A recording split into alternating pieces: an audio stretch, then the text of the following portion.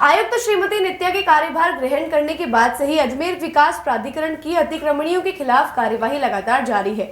इसी कड़ी में आज हाथीखेड़ा ग्राम पंचायत में तलहटी के निकट लगभग 5 बीघा एडीए की जमीन पर अवैध निर्माण करके 2 मंजिला भवन तैयार किया गया था, जिसे आज एडीए द्वारा ध्वस्त किया गया है। मौके पर भारी पुलिस जाब्ता और एडीए के अधिकारी मौजूद रहे। आपको बता दें, सुबह 10 बजे से चल रही कार्यवाही लगातार जारी है।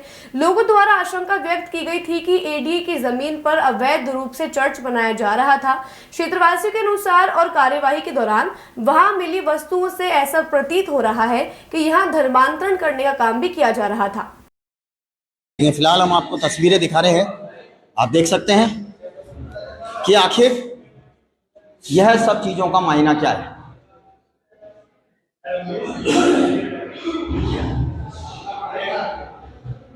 यह कई तरह के सवाल खड़े कर रहा है दोस्तों,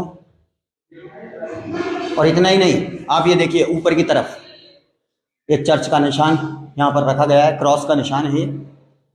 और इस बिल्डिंग में आखिर ऐसा क्या था और किस तरह से इस बिल्डिंग के अंदर किस तरह का काम किया जा रहा था, ये सब कुछ अपने आप में सवाल है। स्टूडियो को बनाया गया था, ये अपने आप में कई तरह के सवाल खड़े करता है दोस्तों कि आखिर इस बिल्डिंग में यह साउंड प्रूफ स्टूडियो क्यों बनाया गया है।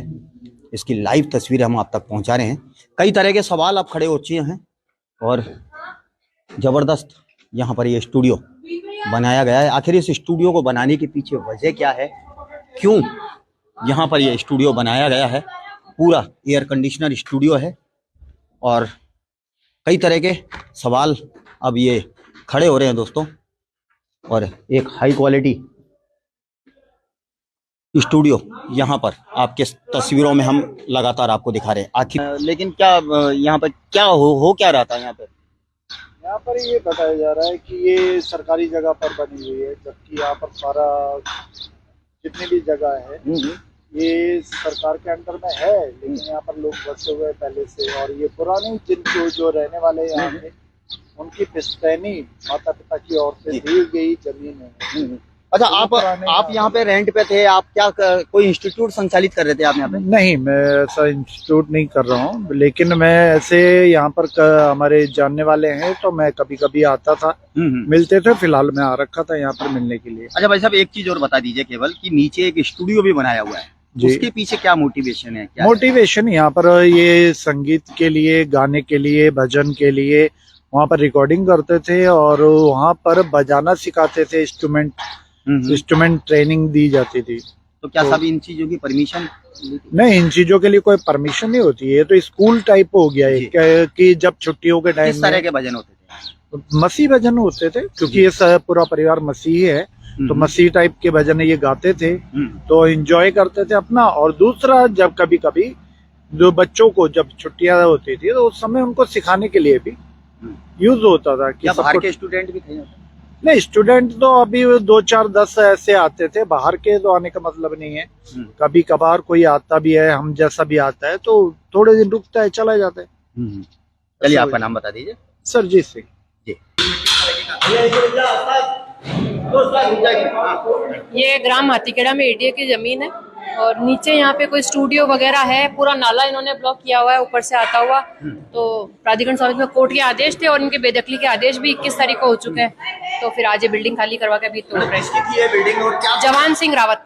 क्या चल रहा था मैडम यहाँ पे? चर्च का क्रॉस के निशान भी मिले हैं कई जगह दीवारों पर। क्या किसी दूसरी बात भी निकल कर सामने आ रही है? अब वो तो देखो जांच में सामने आएगी, इसमें तो अभी क्या कह सकते। कुल कितने लोग रह रहे थे यहाँ पे? 15-20 लोग तो बाहर के हैं और सामने जो मकान बना हुआ है उसमें इसी गांव के जो लोकल लोग हैं वो रह रहे हैं। सर, ये राजनीतिक षड्यंत्र है और जो सद्भावना है, संविधान ने जो हमारे को अधिकार दिए हैं, अनुच्छेद 25 का ये दुर्भाग्यपूर्ण है कि आज एक विशेष समुदाय को सिर्फ निशाना बनाया जा रहा है। जो प्रेम भाव और जो भाईचारा का संदेश उसको खत्म किया जा रहा है। और मैं मानता हूँ कि सरकार अगर घर तोड़ सकती है तो वो हमारे घर तोड़ सकती है। हमारे दिलों से निकले हुए जो हमने वोट दिए उनको, उस वोट के आधार पे बिल्कुल गलत है। स्टूडियो बनाना था उसका? सर, स्टूडियो नहीं है, स्टूडियो नहीं है।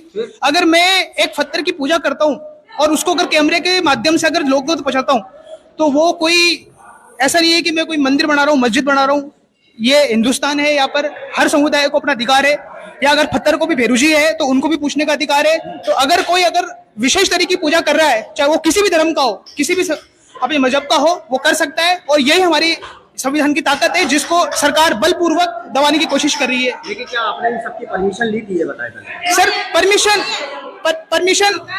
परमिशन उस चीज की ली जाती है साहब, जब मंदिर बनाए, मस्जिद बनाए, गिरजाघर बनाए, उसके आधार पे परमिशन ली जाती है। पर ये बिल्कुल बचकाना हरकत है। यहाँ पर सिर्फ एक कोई विशेष तरीके की कोई गतिविधि नहीं चल रही थी, सिर्फ प्रार्थना की जा रही थी कैमरे के माध्यम से। कोई बड़ी बड़ी यहाँ पर गिरजाघर नहीं है, गिरजाघर यहाँ पर एक ही है। पर ये जो किया जा रहा है, ये बिल्कुल बचकानी हरकत है। लेकिन मैं माननीय प्रधानमंत्री जी, राष्ट्रपति जी, राज्यपाल और माननीय यहाँ से हमारे जो विधानसभा क्षेत्र से जो विधानसभा के स्पीकर है देवनानी जी, उनसे एक ही संदेश रहेगा कि किसी का घर तोड़ के आप किसी को इस तरह से दुखी नहीं कर सकते हो। और मेरा एक ही रहेगा, किसी भी मजहब का हो वो आराम से रहे, भाईचारे से रहे। इस तरह की राजनीति इस देश में नहीं हो सकती है। आपका नाम बता दीजिए। मनीष रावत।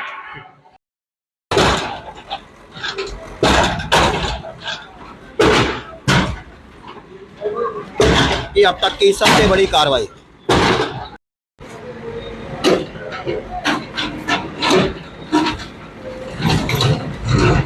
चलिए अब